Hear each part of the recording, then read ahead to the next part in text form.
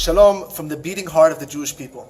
Every moment that we stand here, we have to remember what a nes that we're living in, what a miraculous time, what an amazing place to be, and to realize the dreams of 2,000 years of Jewish history and the words in the Nevi'im that penetrated our hearts for our entire history.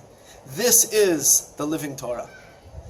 And in this week's Parsha, there's an incredible statement by Moshe Rabbeinu.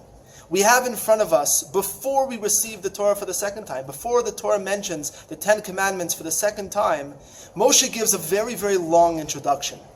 And we have to understand why this introduction is needed, and what the introduction adds to the giving of the Torah to Deborah for the second time.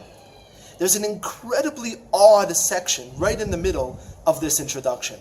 And from that odd section, we can come and give a much deeper understanding for the entire introduction, what the goal of giving us the Aseret HaDibrot, the 10 Commandments for the second time really is.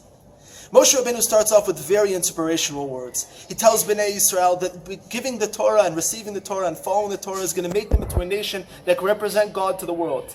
He tells them that if they follow the Torah, they'll be able to come to the land and create an amazing society, an incredible society. He tells them to be careful from the downfalls of Avodah Zarah, because if they fall for those and forget about the words of the Torah, they're going to totally miss the goal. He tells them that they have the power lidabek ba'Hashem, to really become close to God in a way where they become one. V'atem dvekim ba'Hashem. These are the words that Moshe Rabbeinu comes to tell them. But what's odd is, right before he tells them of the Aseret HaDibrot, the 10 Commandments for the second time, he turns to them and says, "Oh, wait 1 second, hold on here, I have to go designate 3 cities for the Arei Miklat." The Arei Miklat are a very technical thing. They're cities of refuge that if someone kills by accident, they're able to run to until the courts have the ability to decide what's going on. Now, this is something, a law that we learned about in Sefer Bamidbar, and all of a sudden Moshe Rabbeinu, in the middle of this inspirational speech, stops and says, "Az Yavdil Moshe." At that point, Moshe Rabbeinu stops and says, "Okay, I'm going to go put these 3 cities." What's Moshe Rabbeinu trying to do? This is the most inspirational time. He's standing in front of Bnei Yisrael and telling them what their role in the world is, the connection they can have with the Kodesh Baruch Hu, with Hashem. This is the point. This is the pinnacle of his speech. And then he says, "Wait 1 second, I'm going to go and follow these rules and make these cities for a future time." What's Moshe Rabbeinu trying to say? I believe that this is the power of what the Torah really is. Moshe Rabbeinu is making a statement to them. He's telling them, listen, you're getting the Torah right now. However, the Torah is not something that you're just going to learn about. These are not just words. This is a life.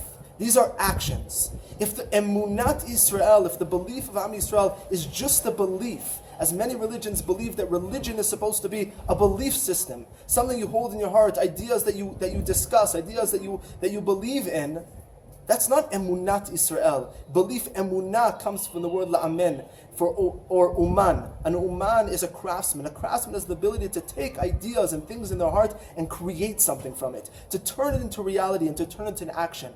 And this is a calling on all of Am Yisrael, saying, I might be telling you inspirational words, but a great leader knows that inspirational words can only penetrate so much of the heart.